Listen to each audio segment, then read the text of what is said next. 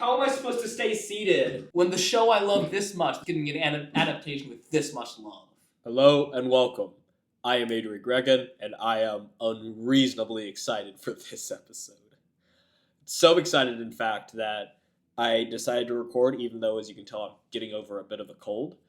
So apologies if my voice is a little bit raspy, is a little bit nasally. I'm going to try my best to resist the urge to cough every 20 seconds because I simply could not wait. Especially since every other reactor, it seems, is intent on spoiling different screenshots of the episode. I mean, I'm a manga reader, so it's not like I actually need to worry about getting spoiled for the story, thankfully, unlike most people. But regardless, I want to see it as it is. And thankfully, I've only seen like one real screenshot, which is a certain somebody's return. I don't know why I'm being cryptic about this. If you're watching this, you've obviously watched the episode. At least I hope so. Unless you're just watching this before watching the episode for some reason, or God forbid you decide to watch along for the first time with a yapper like me. But hey, you do you, boo. I'm just going to assume you've watched it, and if you haven't, just skip ahead a few seconds, but All for One's return. That's happening this episode. The episode's called From Aizawa, so I know that for a fact. Which means we're probably going to get Deku coming out of the dream. And we're probably going to end right before the real big fight starts. And I can't even think of words. I can't speak. I can't speak clearly. I have been waiting for this for so long since the manga came out. And there's several things I can't wait to talk about. I don't know why I'm doing all this in the pre-discussion. I could just save it for afterwards. They'll let me get into the episode faster. So, you know what? Forget it. I'm just going to go right into it because I've held off for long enough. I have to get into this. So, if you are new here, I do full reactions. I don't cut them down. However, on YouTube, the visuals will be altered for copyright. If you want the unaltered version, that is in the description. However, the episode discussion, the breakdown, will be only on YouTube. So if you click that link, make sure to come back here for the full discussion. If you do stay here, though, I will see you then. I am a manga reader. These reactions and the analysis afterwards are strictly anime only. I do not talk about anything that happens in the manga that is yet to come. So I want this to be accessible to everybody without having to either read the manga or wait for the anime to finish. So if you are an anime only, please feel free to stick around. With all that housekeeping out of the way, though, remember to like, subscribe, leave a comment if there's something you want to discuss with me. I'd love to engage with you in the comments. But let's just jump right into My Hero Academia, the final season, episode 7.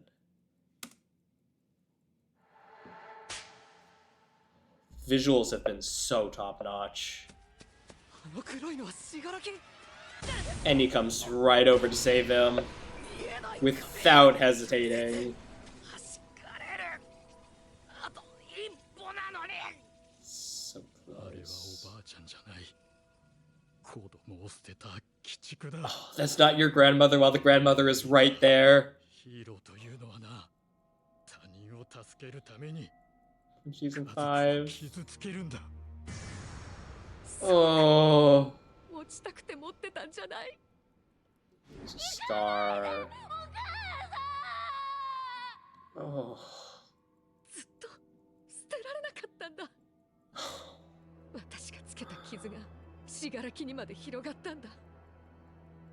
Oh, it's spreading to us too. If only I had won. Shimura-san! You did your best. You did everything you could have. She broke through! The final piece of One for All broke through. Her own closure.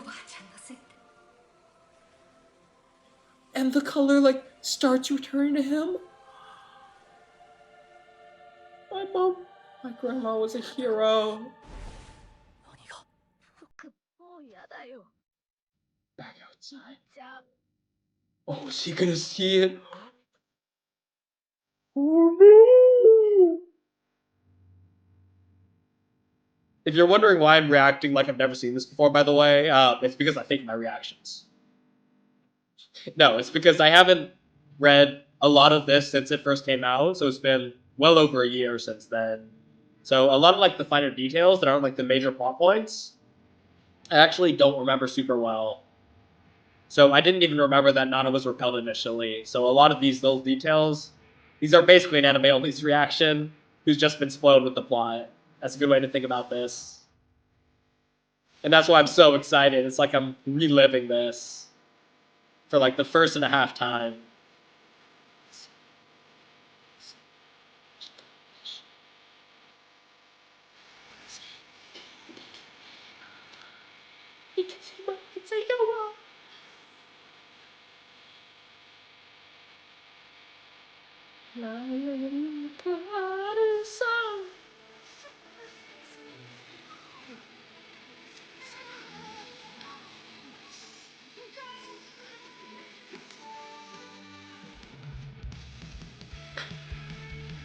Such a good song.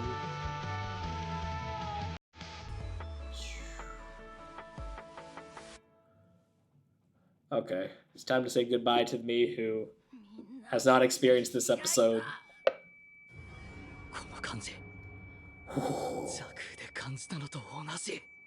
Wow, the half detail phase to the flashback. Great design. The hard details, drawings in his outline.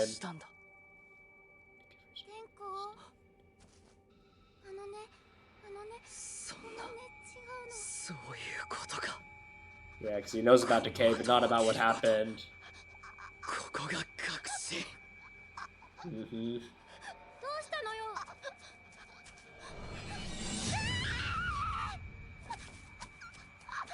Is this reanimated? Some of these shots look different from Season 5. I think this was all reanimated, not reused.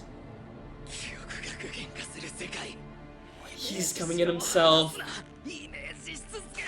Despite Decay.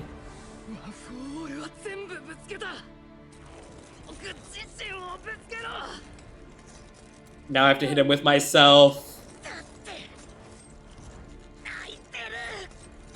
That's enough reason for me.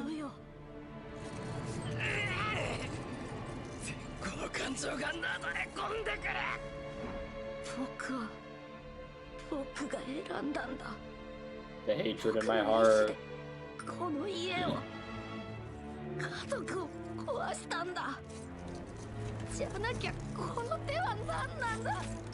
It had to be my turn.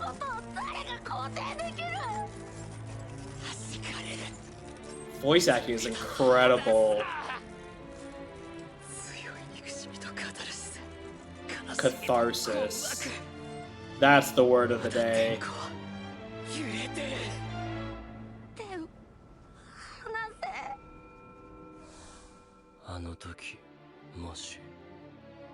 Someone had reached out their hand to me.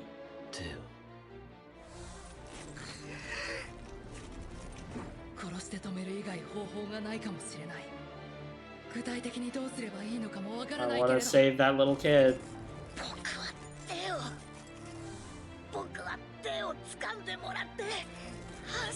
I felt relieved. I want you to feel relieved too.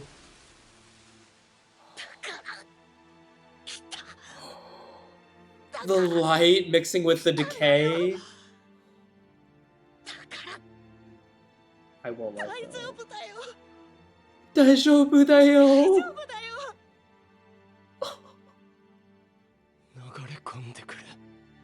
Are flowing into me as well.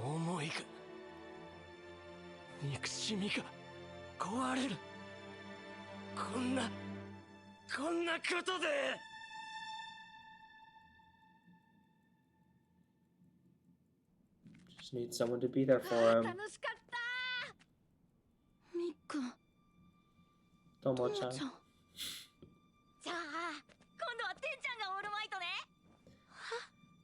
Then they let me play all night and it was so much fun. We saw that back in Season 7 too.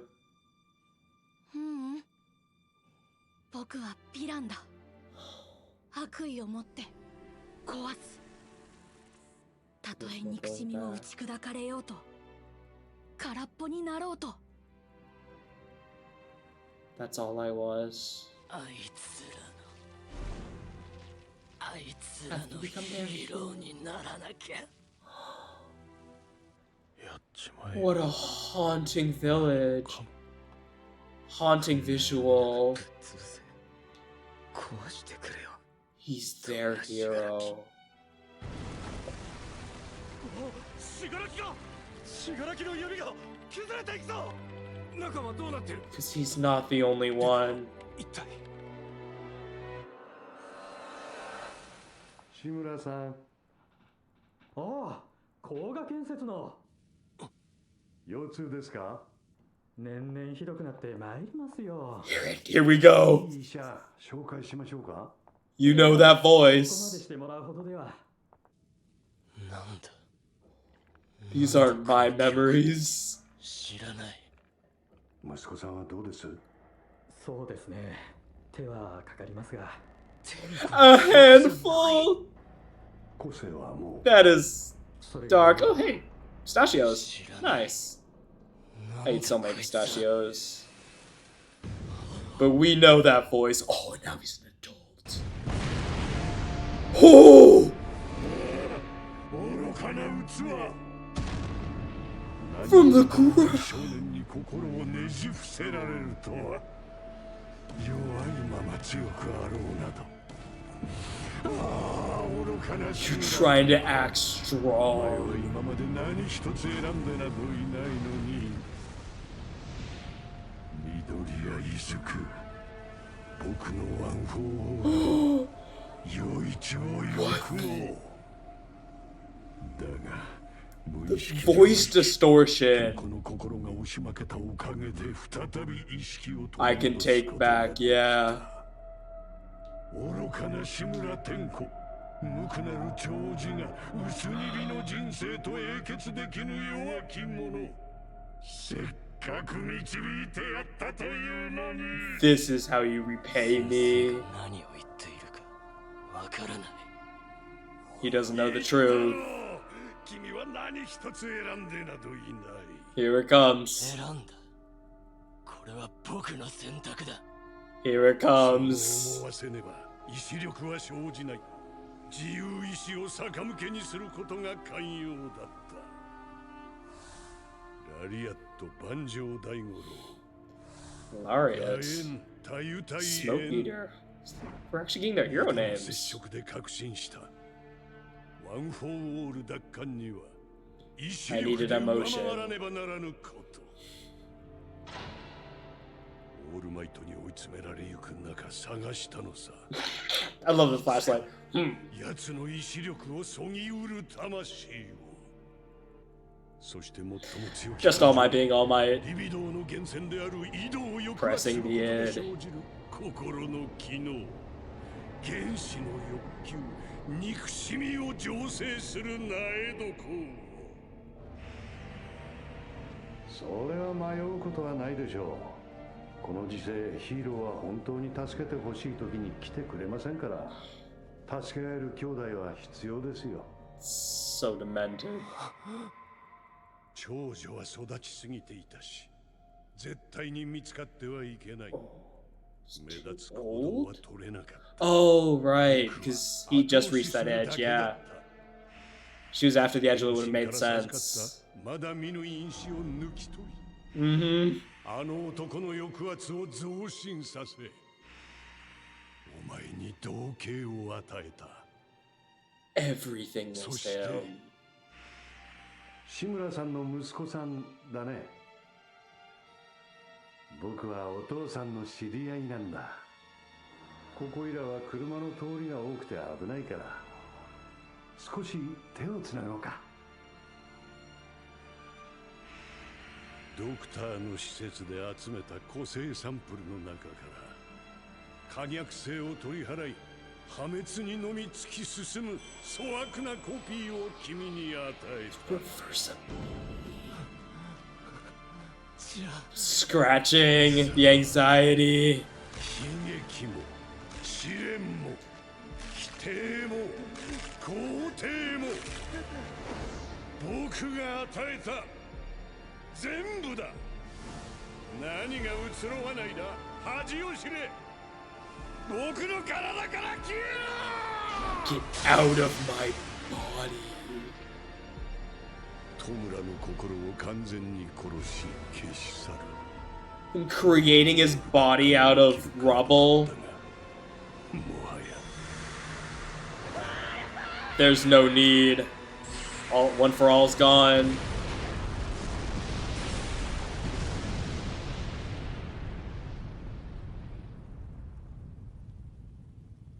What a shockwave. もう余一はいない。僕の中期目標は絶たれた。トムラの叫び、余韻か。 That's haunted. Oh! 黙っていろ。 I didn't realize that was his own. 精神のダメージが肉体に出ている。 He looks so different. 怒り、憎しみが消え去った。死んだか。 He is gone. 何年もかけて必死に探した器を失い、弟も失った。 Haunting いや、 voice. 次は。 Here it is. Let's see the money shot. Oh, the eyes. すなわち世界。 Meaningless. Come on. お互い肉体に出たな。 He looks so different.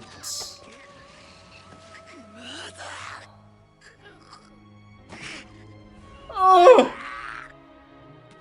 人は失うことで強くなり、その物語性を確立していくんだ。花から失うもののないガキがこうなるのも必然だな。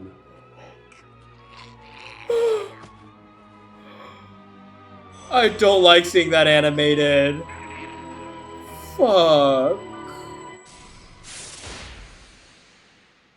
Sarah.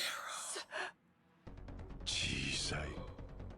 The music. 地にかき消されるほど。 A re-rendition of the It's the it's the One for All OST. The predecessor's OST. Yes! No, this is the it was from season 6. It was the I think We'll Be Everyone's Heroes OST.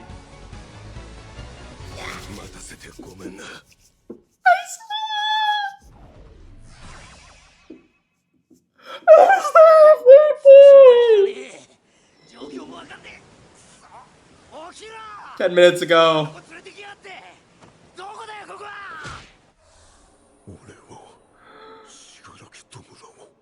There's no way that was the halfway point. Okay, it was a little bit more. Thank God.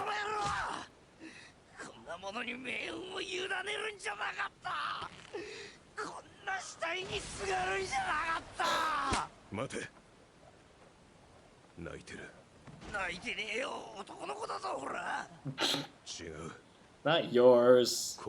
You cry all the time.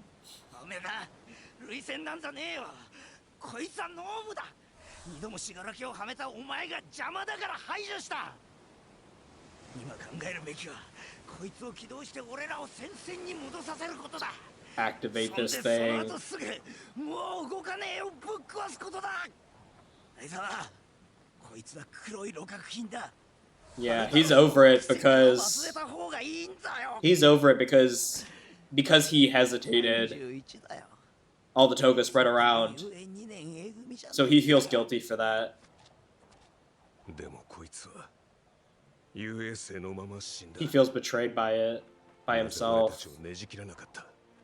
突き落とさなかった。あの日、俺たちはタルタロスで白の線を引き抜いた。そして混ざって壊れた。黒にどれだけ白を注いでも真っ白にはならない。だが黒は逆で、だから再び動いた。分かってるよ、山田。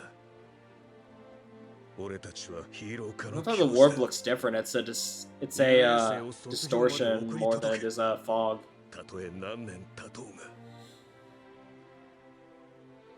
そこに原点があるのなら Again, then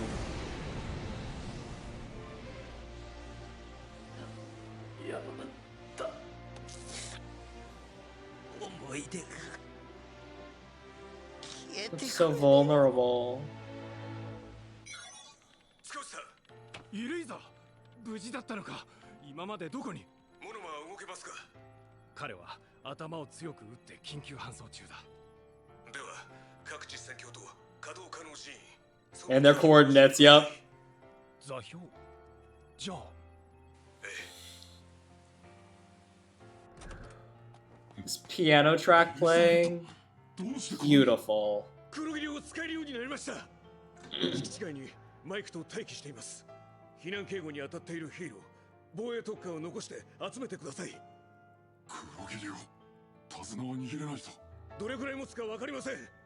早急にすぐ戦線に行けるのか。な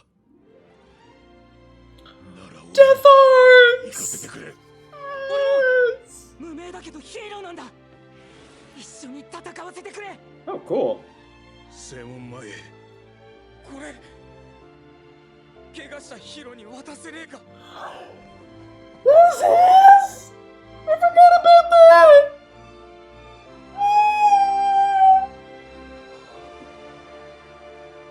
Everyone bringing their power together. 戦いはすでにほぼ制圧完了している。残すところは国立タコバ競技場。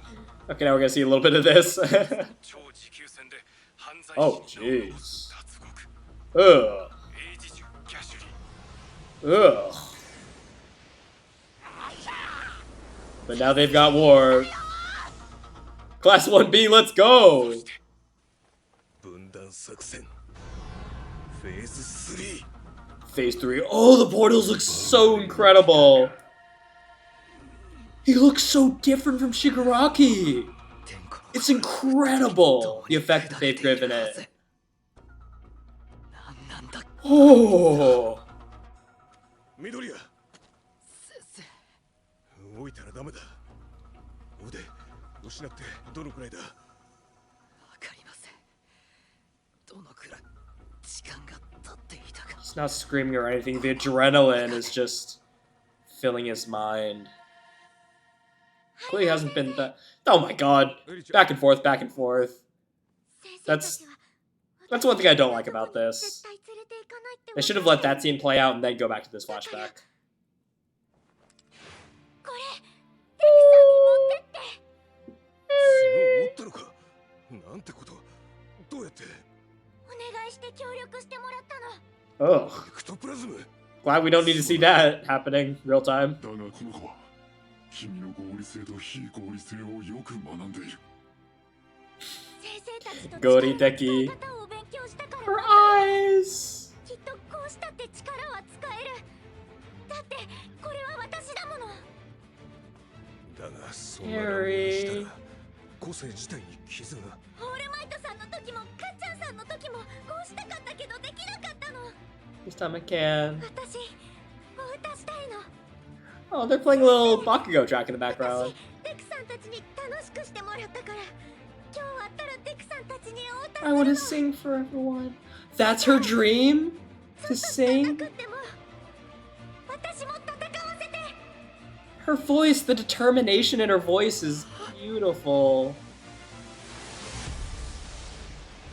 Get your arms back, boy. せいぜい2、3分分程度だろう。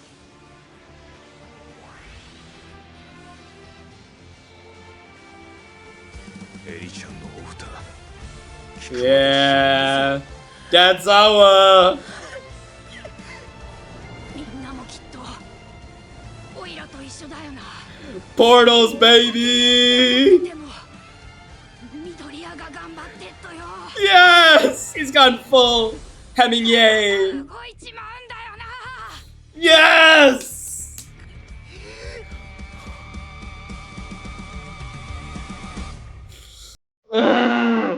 Yes! Oh, incredible! awesome! I think there's two things I didn't love about that episode. Other than that, phenomenal though. My heart is racing.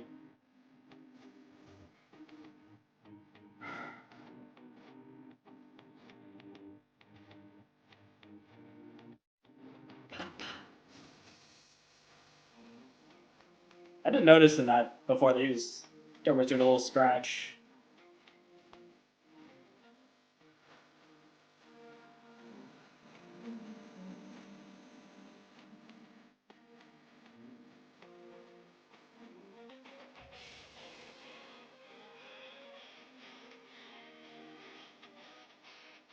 I mean, how incredible is it that throughout this season, there isn't a single scene in this ED that you can't connect to a moment that's happening in the show right now, right? That just goes to show you how full circle Horikoshi's writing is. Every single scene from this ED about his whole journey is reflected in this final season, this finale. It's just that good. It doesn't get better than that. Come on. Alright, let's see what they spoil in the preview. 次回予告みんな Oh, が starting to form. ワン・フォー・オールを譲渡しても Ugh. まだ残り火がある走れ仲間と手を取り合い They've got to have the title, right? They have to. 走れ They have 走るん to. だ次回緑谷いつくライジング悲しみの Midoriya Izuku Rising. That's the プ one. レスウルトラ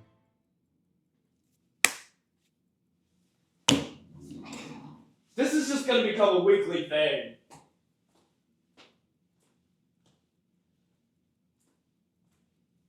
How am I supposed to stay seated when the show I love this much, the story I love this much, is getting an adaptation with this much love?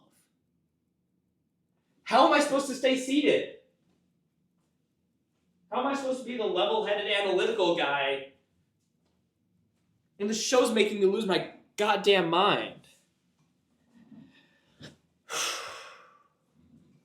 Oh, this bit's gonna get old. He just keeps doing it every week. It's not a freaking bit. And no, it won't. Maybe for you, but it will not get old for me because it will. I will not stop needing that moment of just walking around to release my energy. It's just that good. Okay, let's go through this episode a little bit, shall we? Let's talk about it. There are things I want to talk about. Things I'll pulled off talking about, but we'll get through it. There's two things I didn't like about the episode. I'll go over them when I hit them. I'll go through the episode as I do always, just break down step by step, and we'll talk about it as we go. I mean, come on. Obviously, he starts running, right, without even thinking about it, and really cool effect. The distortion effects in this season have been really good. There's a whole different a lot of different kinds of ones, right? Like, there's this one with all the different colors and the sort of, like, hologrammy feel. There's the pseudo-fog, pseudo-distortion of Kurogiri. There's the different kinds you see with Shigaraki. There's all these different kinds of distortion effects, creating different effects. Creating different atmospheres, right? Different feels to them. While they're all still distortion. Seeing this from the perspective of the person who was the subject of who they're talking about is just heartbreaking. I'm sorry your mom was so weak. I won't do that again. But that's what she had to overcome, right? She didn't want to face her past. She didn't want to face how things really were, the pain of leaving. So what allowed her to overcome it this time was her overwhelming need, her overwhelming desire to reach out and embrace her son. It's so hard. It's so hard and so painful, but so beautiful.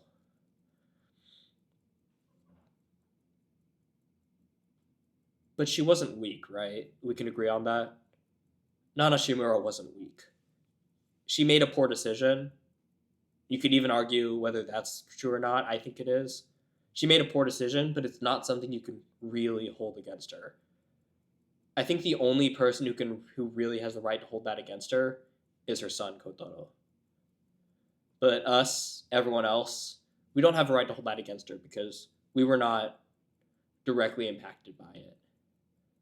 So we can't pretend to know what was right and what was wrong because we have the benefit of hindsight. Even Kotaro, to a degree, shouldn't hold that against her because he has the benefit of hindsight. Everybody but her who didn't have the benefit of hindsight when she made that decision should not judge her as a person based on what she did here.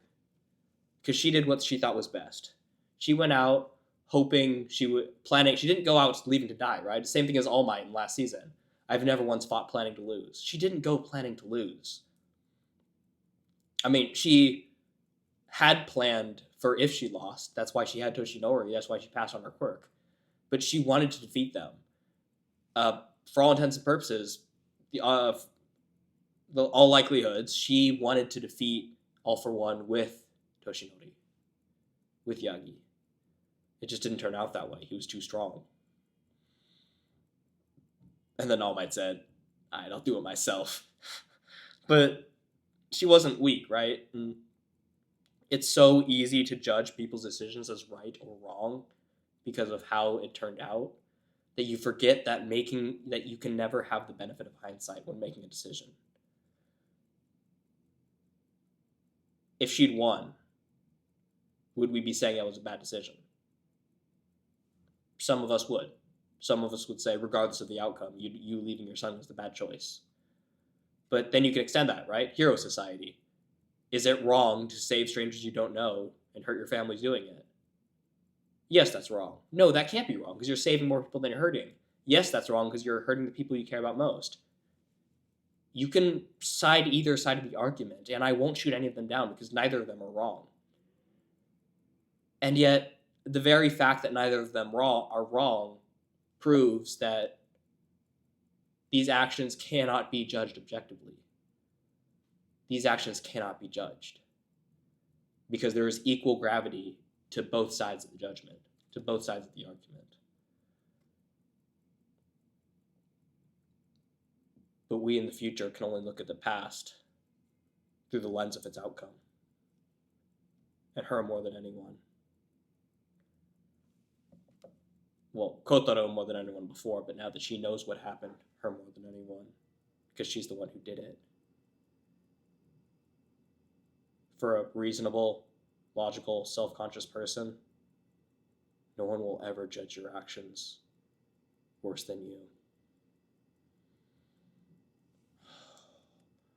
Her coming through and shattering it completely. She didn't shatter it open, right? She didn't break open the crack. She shattered the entire amalgamation of negativity. This didn't free him, obviously, but it broke open the walls that he built around himself. It was his grandmother closing that distance and accepting her mistakes. And completing one for all the transfer, shattering him open. And not only letting her get to Kotaro, but it's such a great visual, right? Especially this shot. This is an incredible shot. It's super simple, but it's so powerful. She went out and reached out for her son, Kotaro, and in doing so, allowed Deku to break through and reach out to Tenko. That's beautiful. That's a beautiful representation of that. And also of showing the rippling effects of what you do, right? How it affects others. Which Deku's all about that. And then this, her disappearing, and him like halfway fading, and again, a very different distortion, a sort of decay distortion that happens when he touches the ground and starts decaying, starts spreading out.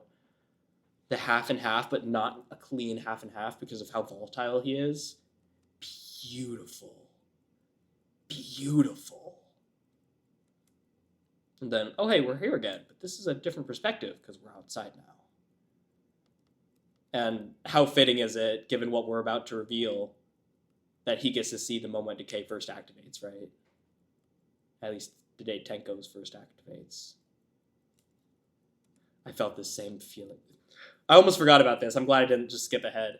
This is a great demonstration of how to masterfully do something that is like an effect that is as old as time, right? As old as editing itself.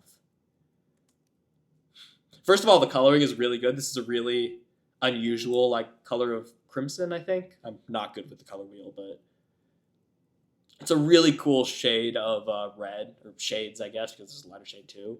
But it's a really cool shade on its own. The art itself is cool. But then the fact that like the whole rest of his face being gone is used in this nice gradient into the background, into the flashback that he's having. It's really good. It's something that most people who've watched a decent amount of anime have probably seen at least once before. But it's done in such a masterful way. Fade into the light, and it's like slowly pushing it back and taking over. Really good. Really cool. Really heartbreaking. Oh, not that, but this. And this, I think this is a different shot. I think they redid this entire, not the entire backstory, we didn't watch the whole thing, but I don't think any of these were directly taken from season 5. Correct me if I'm wrong. But that feels different. I think this is a different cut. And if so, that'd be really cool. If so, that'd be really cool. And of course, it would make sense if it's different because this is different, right? He interacts this time. And again, visual storytelling. Horikoshi just proving how brilliant he is, not just at art, but at storytelling and at expressing his themes through the stories of the action. That's visual storytelling. It's expressing your story, the themes, the morals through the actions that happen in the story. That's not just visual storytelling. It's expressing it through how things look. But I forget the actual word for it, but expressing your themes through the actions, the events that happen in the story.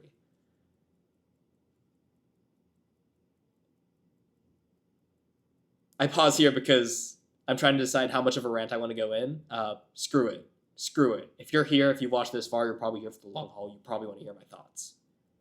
Let's talk about Tomura Shigaraki and Decay. We won't talk about All for One yet. We'll do that in a little bit, but let's talk about Shigaraki. Let's talk about Tenko Shimura.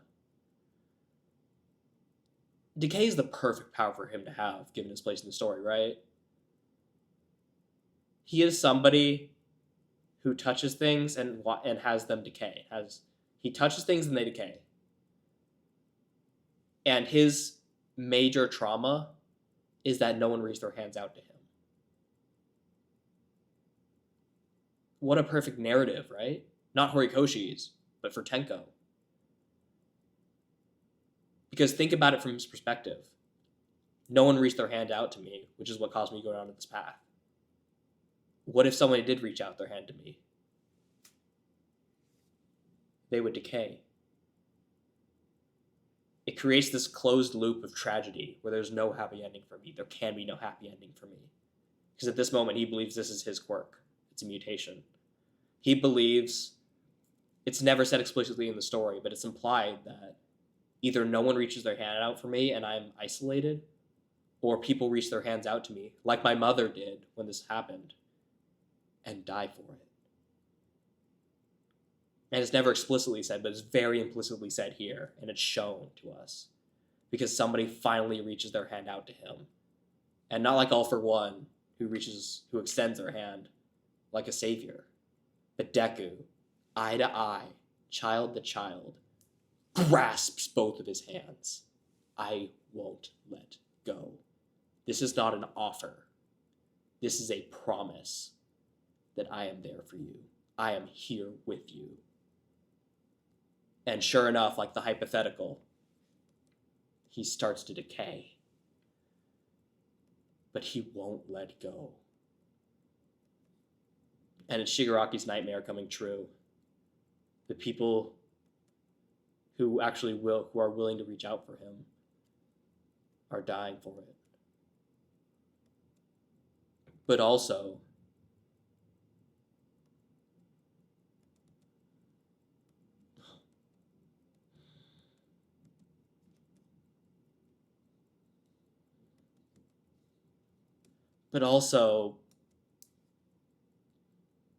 it wasn't all just tragedy, right? Part of this is him trying to cope with himself. I destroyed it of my own volition. It had to be myself, because otherwise I have no control. But part of it's true, right? I mean, he didn't have the most heartbreaking, tragic past you'll ever see in an anime. He's not in Berserk. I haven't watched Berserk yet, but I know enough to know. He's no guts. He hasn't had the most heartbreaking, crushing, soul-grinding backstory you can imagine. He's not that edgy character. He had a horrible, abusive childhood, that's true. But is it enough to justify killing his entire family and destroying the house? Maybe, maybe not. But the nuance here, what makes this so compelling, what makes this so beautiful in a horrific way, is that he enjoyed it. At the very least, when he grabbed his father and when his house crumbled down, he enjoyed destroying that world that hurt him so much. To a degree, this was his own volition.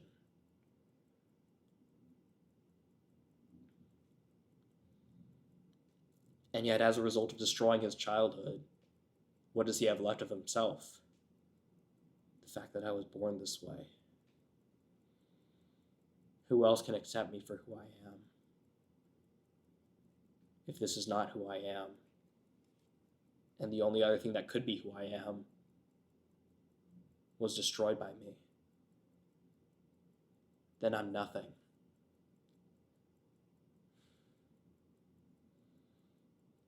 Then I'm nothing.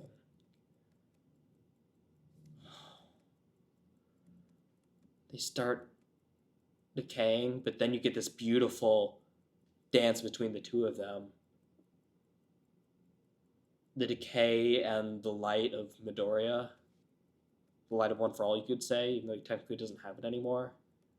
That's why I came here. To be somebody who can accept you for who you are. Right?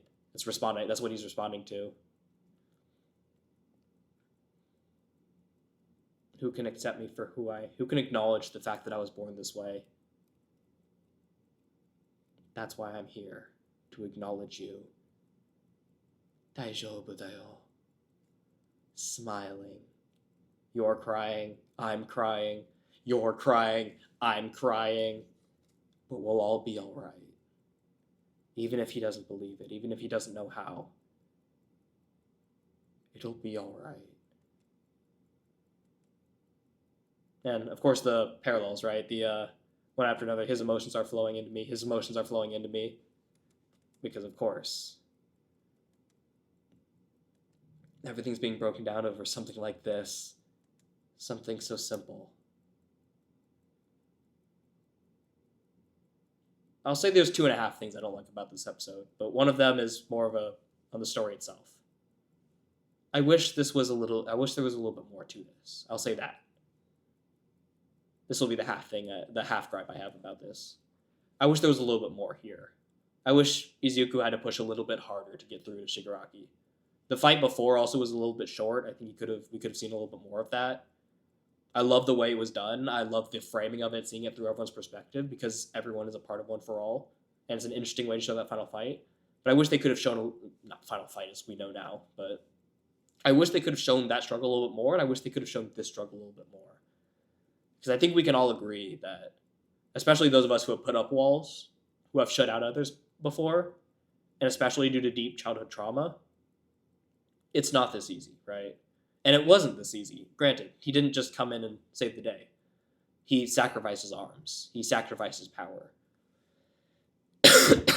But I wish they had more of a heart-to-heart. I wish Shigaraki could have seen Izuku's childhood and see what he had to endure, so they could connect over that. I wish they could have talked heart-to-heart and Shigaraki could have fought back more against what Deku said. Deku could have kept pushing. I think there's more that you could do here, and I think for us, for those of us who are writers, who are writing our own stories, I think that's one of the biggest lessons we can learn from this, is to put more into it, right? To not dip your foot halfway into the pool. And that is one of a small handful of things about this final arc that I disagree with. I just think it could have been done better. And I think we can do that better if we carry it on. Regardless, it's also important not to overcomplicate it, right? I think at the end of the day, I love that line. Everything's being broken down over something as simple as this. Because it is that simple. We like to overcomplicate things, but it's not that complicated. It is, but it isn't. You don't have to become cynical because of what you've experienced from life. Because your hopes have been crushed, you don't have to forget how to hope. And yet, there's also a lot of it that's not that simple. I have to become their hero, their spokesperson. I have to represent all the people who have been hurt so much and who just want to see everything break.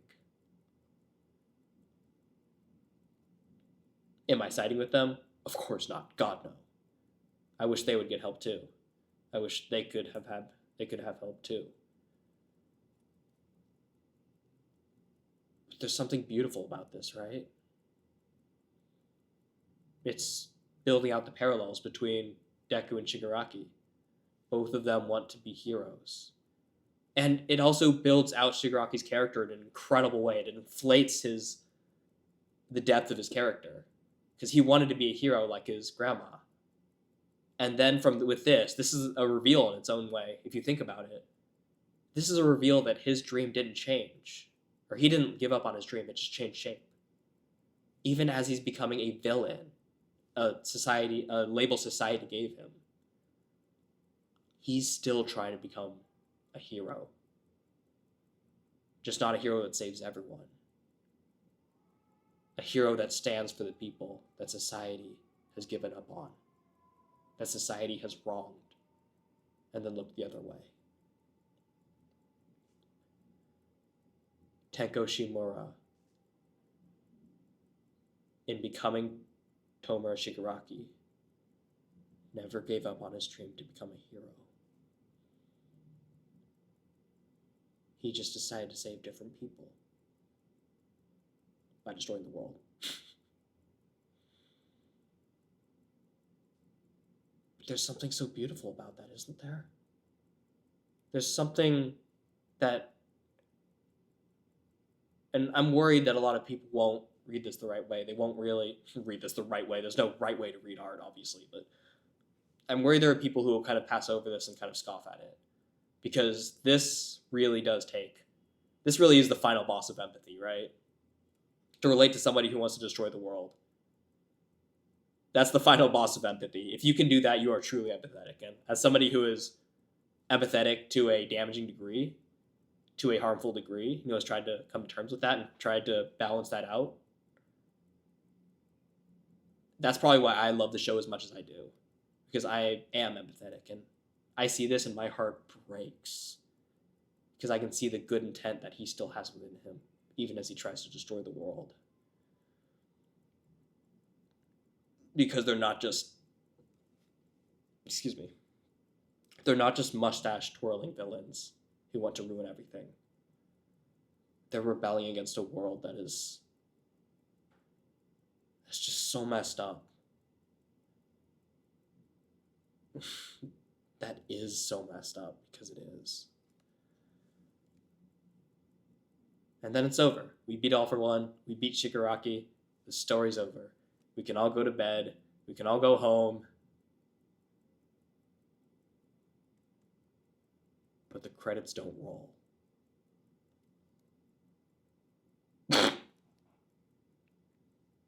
I tried to make this dramatic thing, and then I paused on what I really want to have as a gift now on my phone. You have back pain? That's a great gift or just a picture to save on my phone. Where is it?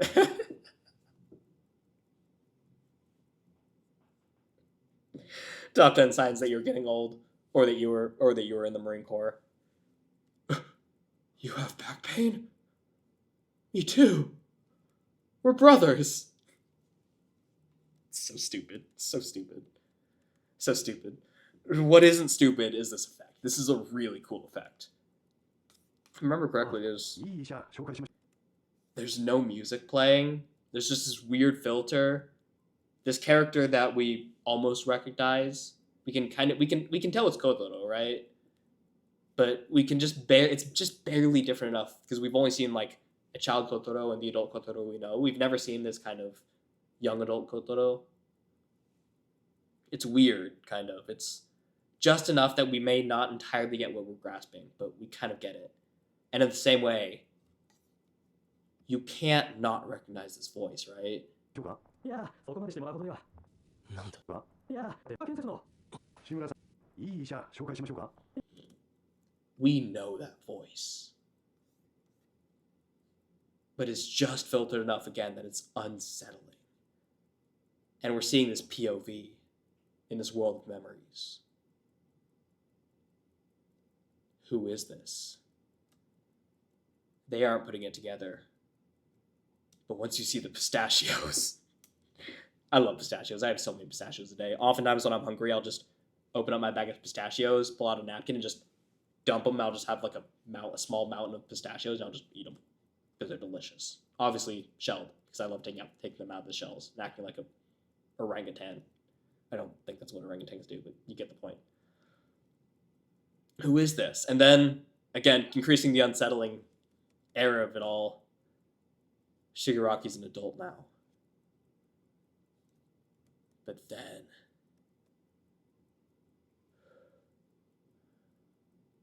what a haunting visual. Swallowing him whole.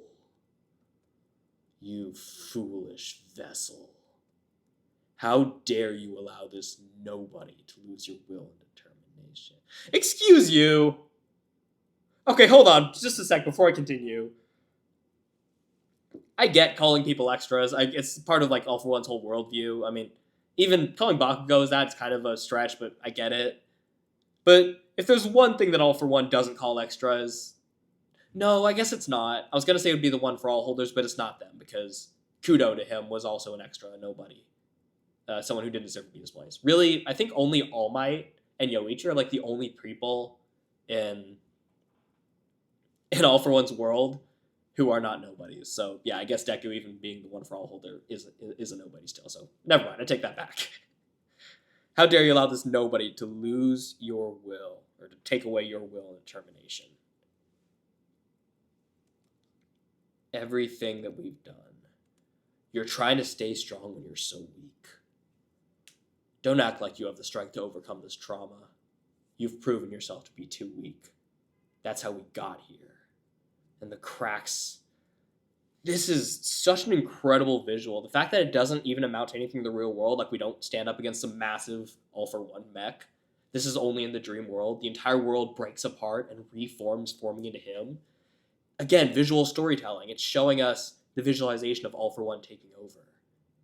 Izuku Midoriya, what have you done to my One for All? My brother. The person I've been doing everything, all of this for.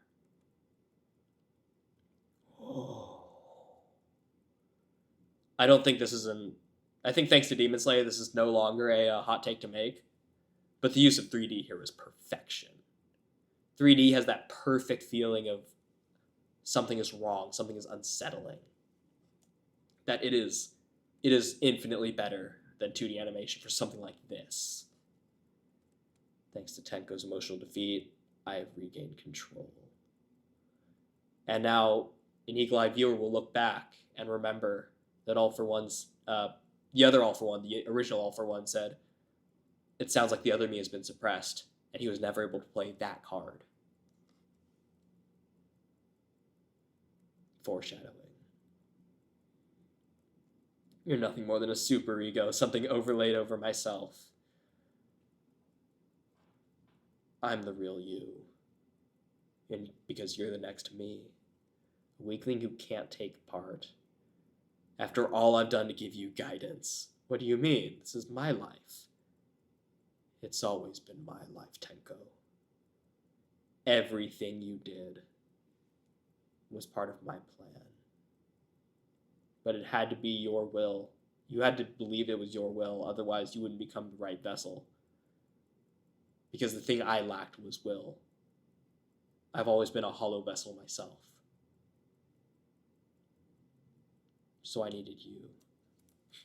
We've kind of seen this before, but it's just so funny. I love the idea that whenever you have a flashlight or a spotlight and you just shine it on All Might, he immediately has to flex. It's just a natural reaction. It's just how his muscles react to light. It's like a sunflower opening up. He just flexes. So dumb. But like, this makes so much sense, right? This makes so much sense.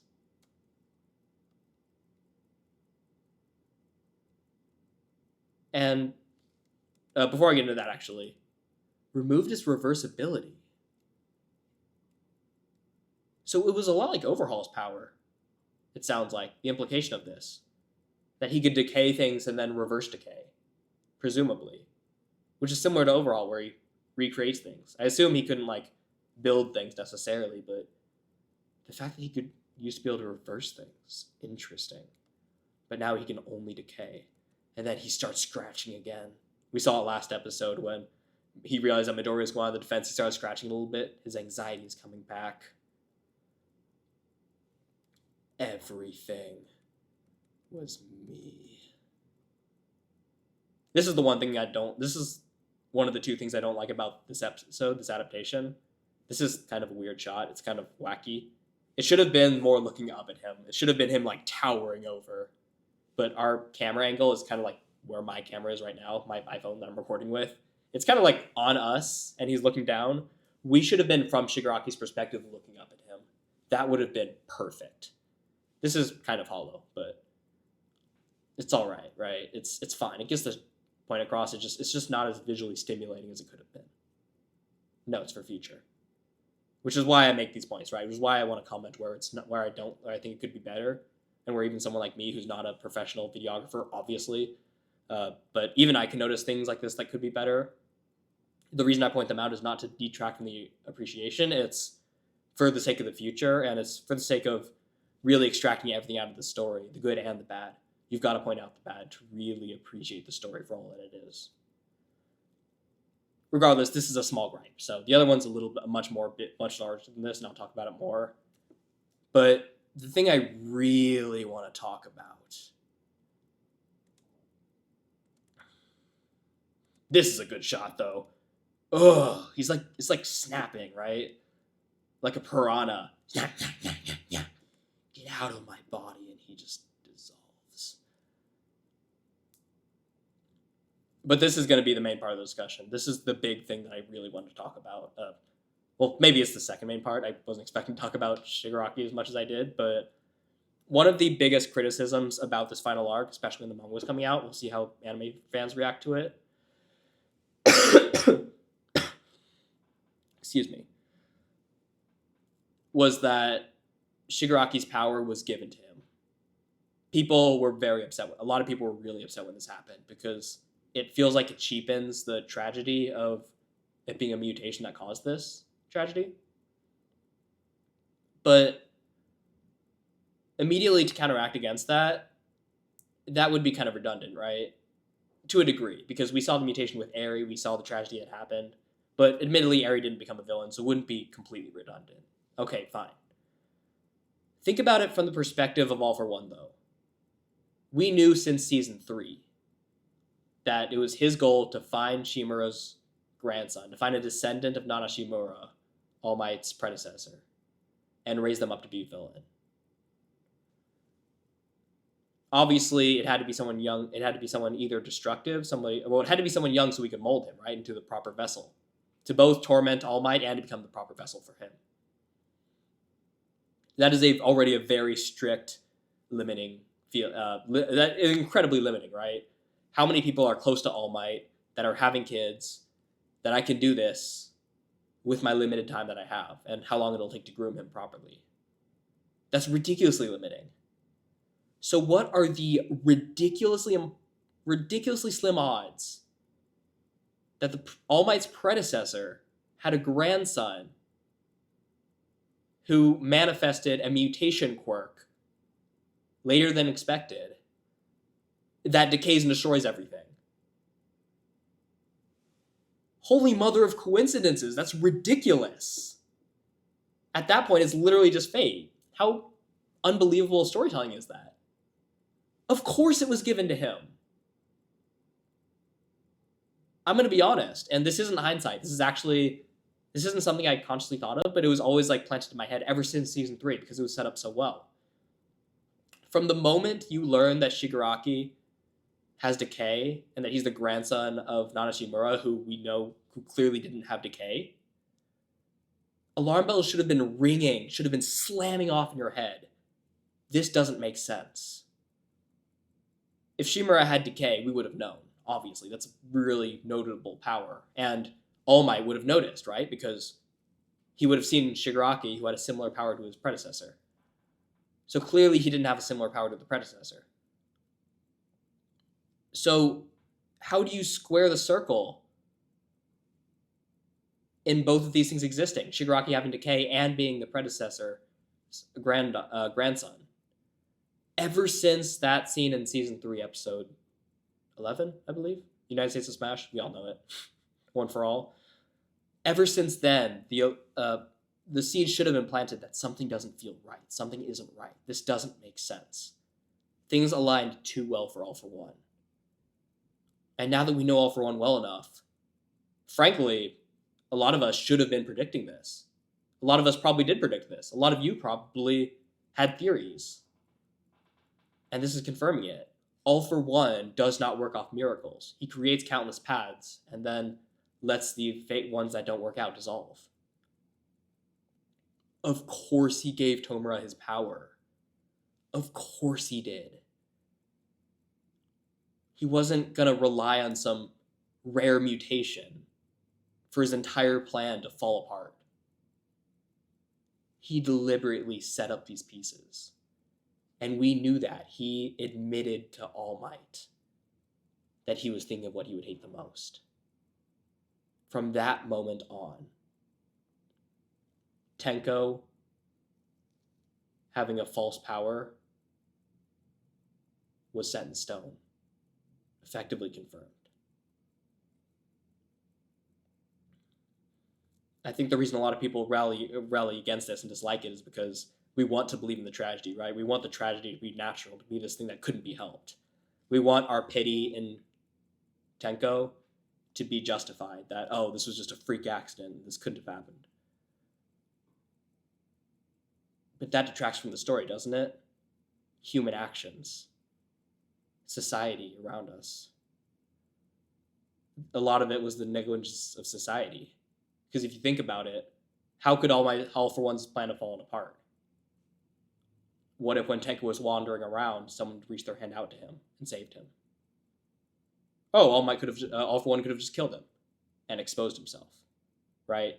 It wouldn't have stopped him necessarily, but it would have completely turned his plan, derailed his plan. What I'm saying is the reason All for One's plan worked out as well as it did, and why it's so critical to Horikoshi's storytelling, is because All for One depended on MHA's broken society to not reach their hand out to Shigaraki, to Tenko. He depended on that for his plan to work.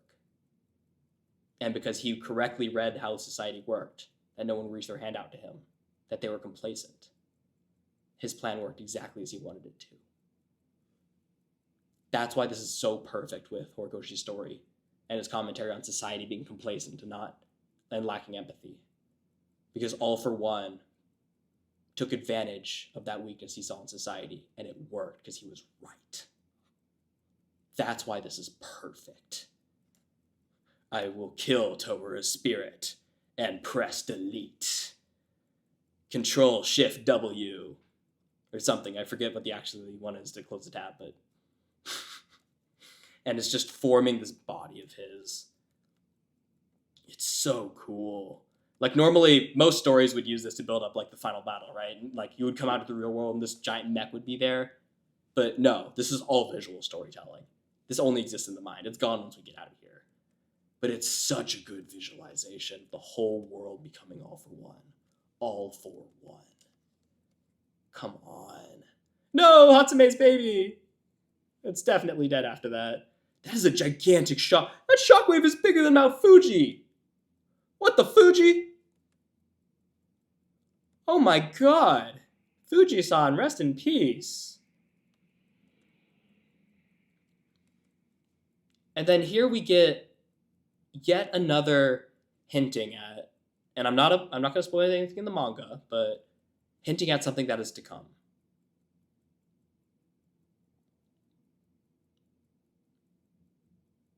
And here we get something that, I'm not going to spoil it, obviously this is anime only, this is no manga spoilers, but hinting at All For One's true motivations that have never gone fully said. Yoichi is no longer here. And then he says something that kind of throws you off, a red herring.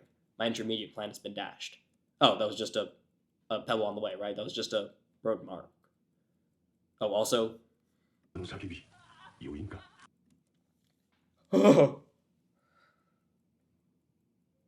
I should have hit play. I should have commented on how great Tenko Tomura's screaming was in the background before I hit play, but I kept playing, and it's such a guttural reaction. Oh god, why did I pause there too? Oh, no. I hate that. Get it out of here. Moving on. Shut up. Exactly, move on. I hate it so much. The body morphing. It was fine when it was just hands, when it was like hands, when it was body, when it was heads. I don't like molding his face, though. I didn't realize that was what happened in the manga. I probably should have, because he didn't just pull a mask out of his ass. Probably didn't. This makes so much more sense. This is just so horrifying and haunting. But this is what I was going to say. I lost the vessel, found after years of desperate searching. And I also lost my younger brother. Then my next plan is my empty and meaningless final goal.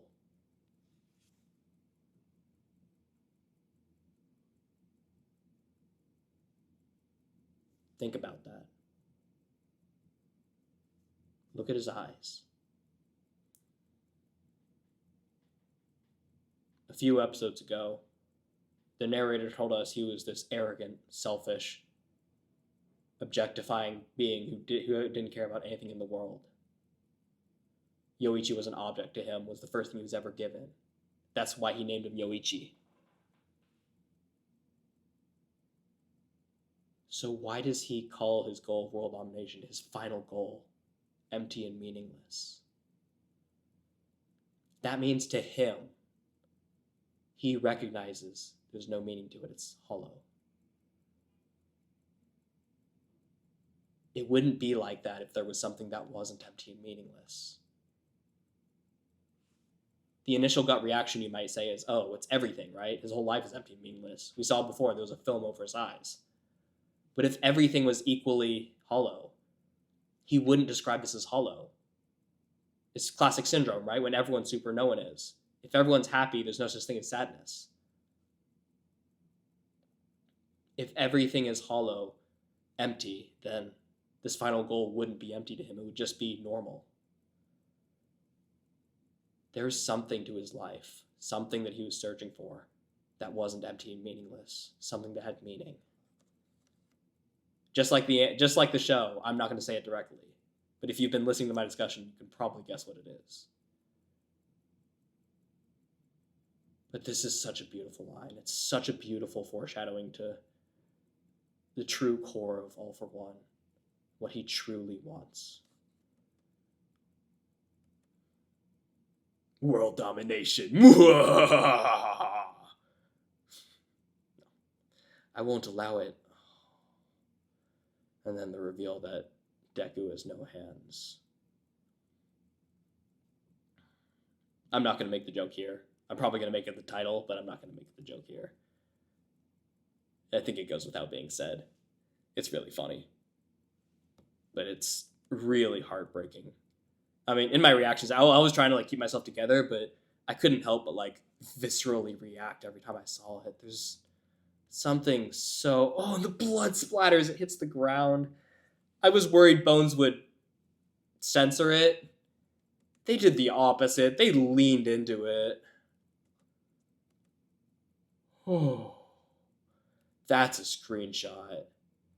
The grit in his eye, the sharp angle of his nose, of his whole face. It is just It is just, I mean, pun intended, I guess, but it is just bleeding emotion and visceral rawness. People grow stronger through loss, and that's how you establish your narrative. It was inevitable that a kid who had nothing to lose would end up like this. I totally missed that line when I was watching this. And when I was reading it, I totally missed that. That's really interesting. I feel like I've rambled on too long in this episode already, so I should probably keep this one brief, but...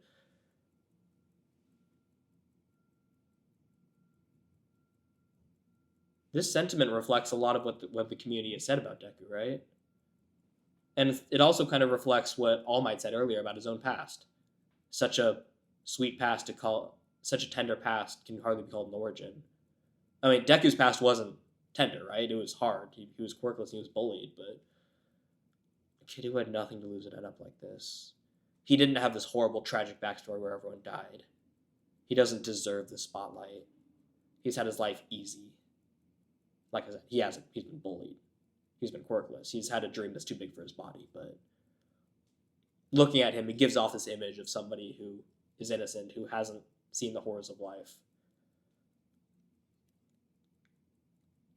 And it's easy to turn your nose at those people. It's easy to experience the darkness of reality, and in an effort to make yourself feel better, you scoff at those who you think haven't had it that bad, who haven't experienced what you've experienced. It's an arrogant way of looking at life, but it's perfectly fitting for All for One. But then, other people come in. But from where? The normals, the normies, the tri-normies, where'd they come from? Aizawa, Warpgate, Monoma? But Aizawa means... I'm not crying, I'm a big boy. Sure you are, buddy. Shirakuma, we finally get the resolution to this, where he saved them. Why didn't he tear us to pieces?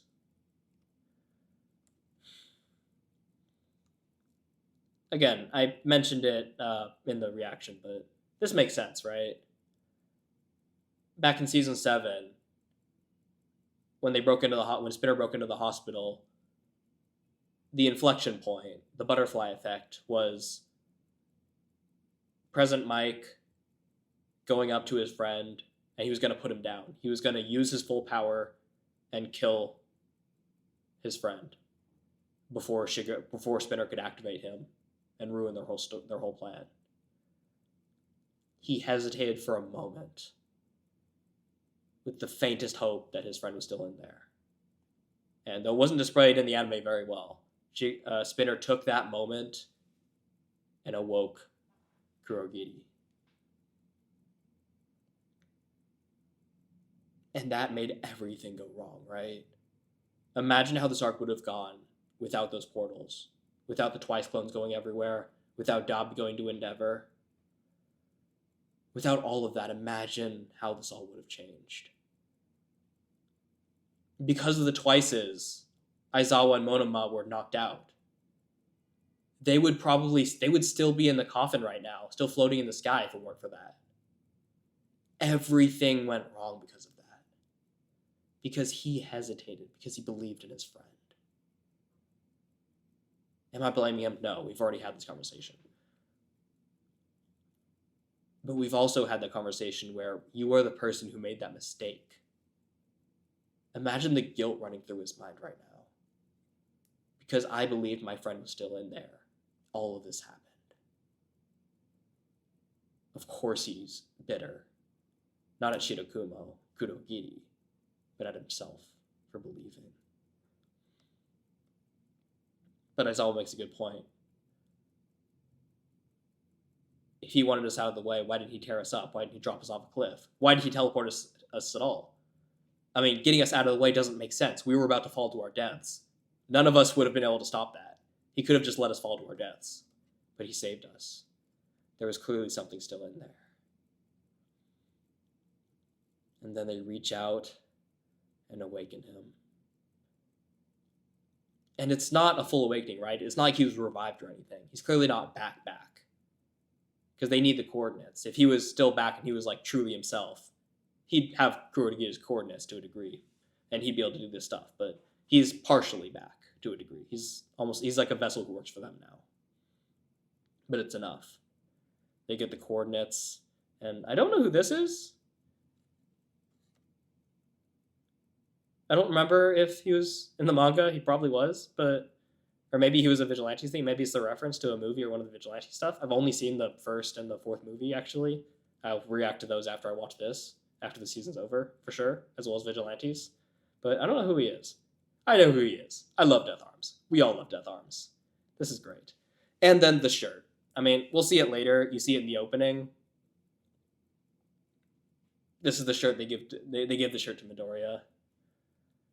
I'll talk more about it later, but that's a beautiful touch that I did not remember. I don't remember how he got this shirt. I just remember that he had it. It's great that the guy who doubted him is the one who decides to do it to wrap it over the hero who's hurting. And it's also nice we don't really show this fight, right? Because it's not important. You don't care about that. It doesn't matter. They solve it. It's done. You're all here to get your quirks together. And then this is the one thing I don't like about the episode. This is the one, or sorry, there was 2.5 things. This is the one thing I really don't like about this episode. I think actively takes away from the episode. It's really jarring that we flash back to Aizawa, we flash forward to the present, he checks up on Midoriya, and then we flash back again to what he's about to do to Midoriya. What was the point of this, 30-second return to the present? Include in that second flashback, this first flashback, where he's looking for everyone's coordinates, and then Eri runs up to him and says, "Can you give this to him?" And then you don't even have to show it off here. You could "Can you give this to him?" And it doesn't show us what it is. And then we go to the present. We have the whole scene play out where he heals his arms. And then we have a miniature flashback, or we even show it while the scene's playing. We have an overlay showing where she's offering the horn, she's making her thing, and she's making her plea, right? That would be so much better. Here, this flash to the present is meaningless. It's stupid. It doesn't say anything. The only thing it does is it tries to hide a little bit longer how this is going to be resolved. But it's senseless. It lasts, I'm pretty sure, less than a minute. 9:12...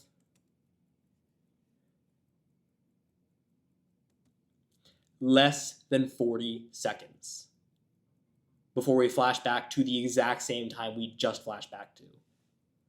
That's dumb. I need to reread the manga. I'm almost certain it didn't happen quite exactly like that. I'm pretty sure he was healed and then we flashed back. I could be wrong, but I'm pretty sure that's how that happened. Regardless, that's my major gripe about the episode, a serious gripe. The other one was kind of a minor thing that would have helped. This really detracts from it. I don't like that. Thankfully, the rest of the episode is incredible, so it's okay. And the rest of the season has been so incredibly peak. In the grand scheme of things, it barely knocks it down at all. It does a little bit. I can't lie, but good lord, the season has been firing on all cylinders for 7 straight episodes. It could use a little demerit. It's like the stock market, right? It's been a lockout rally. It can use a small dip and then just keep powering up. That's fine. That's fine. I just don't want to be blind and pretend like I don't see the dip when it happens.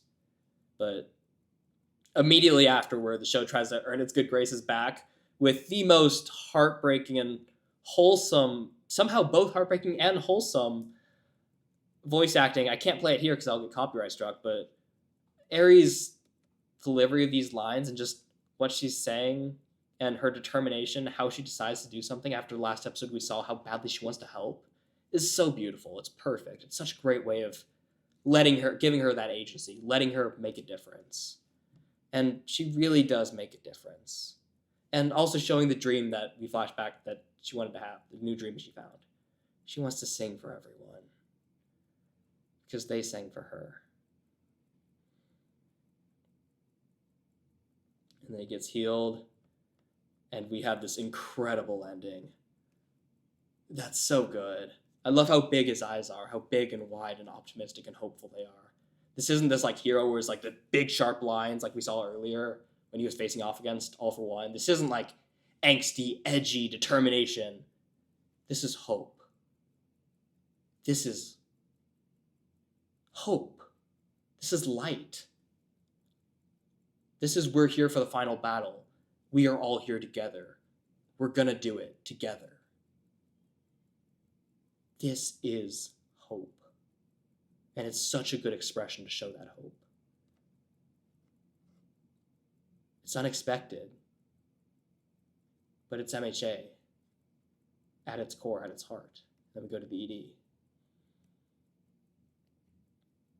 Before we sign off, though, I have one final mini rant about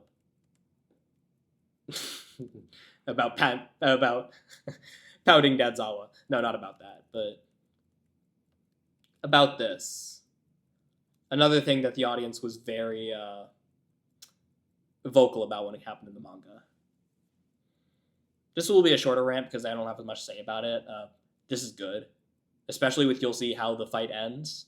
If you watch the opening, you get a teaser about it. But with how this fight wraps up, it's beautiful. It's a great way of how it ends. And if you know how it ends, you know why it's essential that he gets his arms back. So I'm just going to talk about the hypotheticals that people were excited for some reason that didn't really think about it that much, I have to imagine. But when this happened in the manga, people were excited. They were like, oh, he lost his arms. He's going to have to do shoot style. He's going to be kicking and stuff. And it's going to be hard. And then he gets his arms back and it feels like an asshole. The next chapter. Feels like, again, Horikoshi pretends to have consequences, then heals them. First of all, this does have consequences. Eri cut off her freaking horn. She didn't do it. She had someone else do it, but still. But the idea of him just switching to shoot style here and just only kicking for this battle, kind of ridiculous. First of all, he's exhausted, right? He's fought so hard. You know how tiring it is to only fight using kicks? Especially when you have to run, you have to get to your opponent? It's unreasonable. But also, it doesn't really matter. Shoot style isn't something that happened and then disappeared like a lot of people think it is. It's something that was incorporated into him. You see throughout the story, he does kick. He literally had his grand entrance in Season 7 into the Flying Coffin with a big kick. That was him breaking through that barrier, not switching from hands to feet. Now that he's healed his hands, of course he's going to use his hands because he has a lot more control over it. You have more strength with your legs, but you have more control with your hands. So of course he's going to use his hands. So that's a ridiculous hypothetical of like, oh, I wish he switched to shoot style, and that was how he solved this. But again, the deeper thing is you're missing the full circleness of this. The Horikoshi bringing everything back. The commentary on Eri, where another thing you hear in the fandom all the time is, oh, why don't they do this, that with Eri? And they completely missed the fact that Overhaul already commented on them and told them that they're manipulators too. Congratulations, you want to use Eri towards your ends. But the 2 times we've seen Eri be used for our ends were of her own volition. And the one time she was asked to do something, it was by Lemillion, who apologized for doing the same thing as Overhaul, right? These are different. This is Eri's will. Even with Lemillion, she'd been training to do it.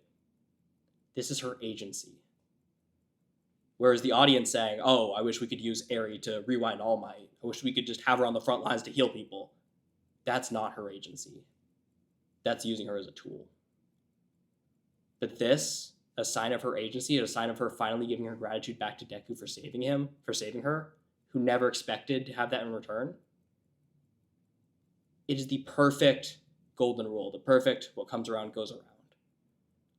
Because what comes around goes around isn't supposed to be transactional. It's not supposed to be you do things expecting a reward. It is a silent promise that good deeds beget good deeds. That the world becomes better when you do good things, because other people do good things too. And eventually, yes, that benefits you, but that's not the point. The point is that the world becomes better. And that's why this is perfect. That's why this is so good to happen. There's a whole other rant that could be had about consequences, and there's some of it that I do admittedly agree with, a lot that I don't agree with. but I'm tired. My throat is dry, and this has been going on way too long. Definitely. But I'm glad there's a lot to talk about, and especially as we near the end, I have more and more things that I don't have to hold back for anime onlys that I can talk about here. I'm really glad we really get to explore this, and I'm really glad I get to talk about all this stuff. I'm so glad I started reacting to these because it's exactly what I wanted it to be. The animation, the adaptation is everything I could have hoped it would be, and sure enough, I had a lot to say about it, in case you couldn't tell. I have a lot I want to say about a show that's incredibly dear, a story that's incredibly dear to my heart. If you made it this far, it's probably pretty dear to your heart too. So thank you for watching the show and me.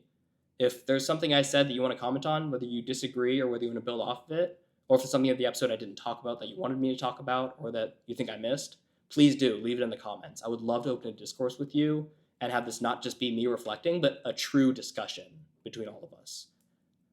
Either way, if you want to join me as I continue watching this week by week and we finally reach the climax and the finale, not the finale yet, but we approach the finale, or if you want to watch my JJK, which I'm watching weekly, I'm midway through season 1. I'm trying to watch all of it before season 3 starts in January. Please do like and subscribe to join me on that journey. I would really appreciate it. And I think you'd appreciate it too. I think if you've watched it this far, you probably like the kind of content I make, so I'm going to make more of that. But yeah, whether you leave your comment, whether you like, subscribe, share it with people who think will enjoy it, regardless of whether you do any of that or not. Thank you so much for watching. Thank you so much for appreciating My Hero Academia, for giving me the time, for giving Horikoshi your time. And until next week, when we can do it all over again, have a lovely rest of your day.